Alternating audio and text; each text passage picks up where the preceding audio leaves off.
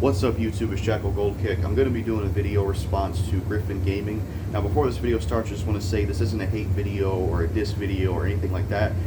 This is just me offering a different perspective on this Halo Infinite controversy going on. As you know, Halo Infinite has this controversy where the whole thing of Co-op and Forge being added later, not being there at launch.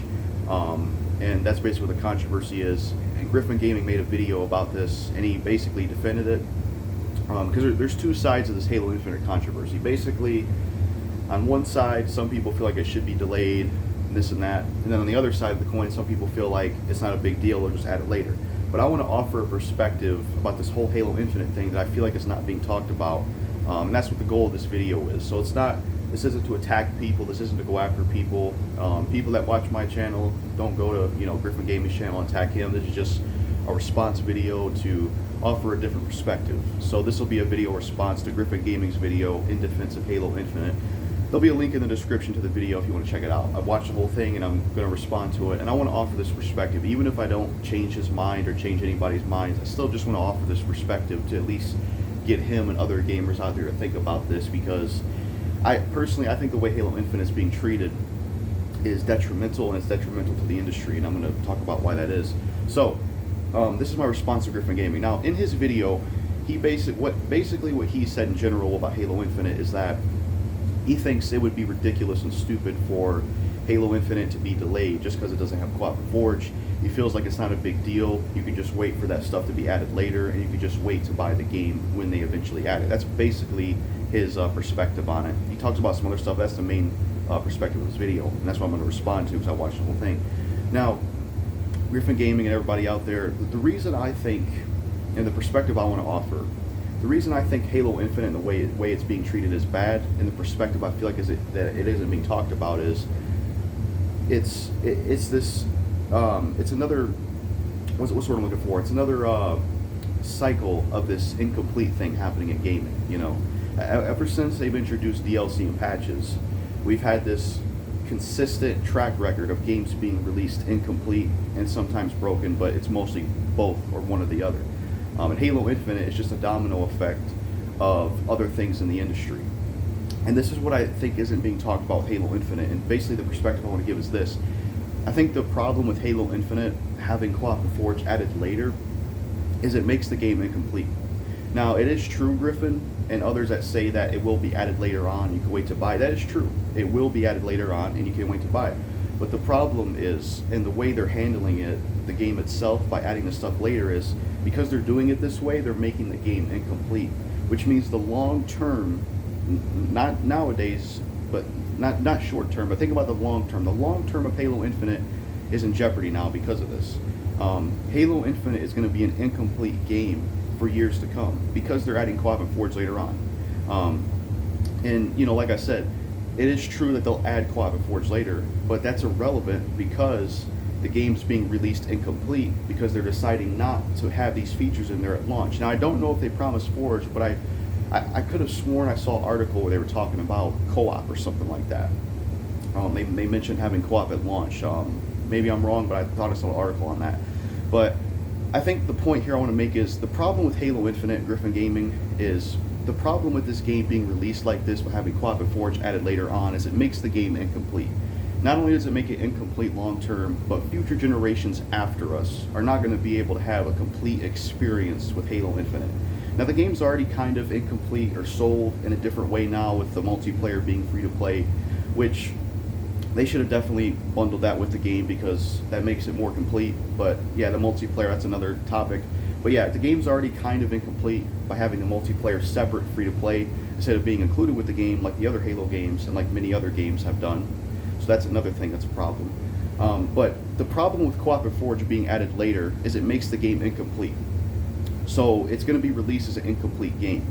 It doesn't matter if they're going to add Co-op and Forge later on through updates, because updates, stuff like that, requires internet and servers. So eventually when the servers go offline in the future, you're not going to be able to get these updates anymore for Halo Infinite.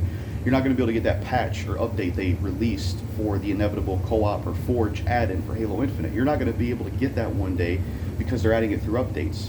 Updates and patches won't be around forever. Same thing with DLC, because they're reliant on servers. And once these servers go down, all of these games that have DLC and patches will be affected. They won't be complete experiences. And it's a real problem. You know, it's not just Halo Infinite, it's a big problem in the industry in general, where games have DLC and patches, which makes them incomplete and broken, which is not acceptable, because video games are supposed to be an art form like many other art forms. And they're supposed to be complete when it comes to you.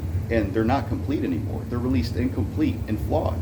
And this is the problem. So Griffin, I think the problem with Halo Infinite, the perspective I want to offer is, the problem with Halo Infinite having co-op and Forge later on is it makes the game incomplete. It makes it an incomplete product. You know, adding it later doesn't really matter, because it just makes the game incomplete itself.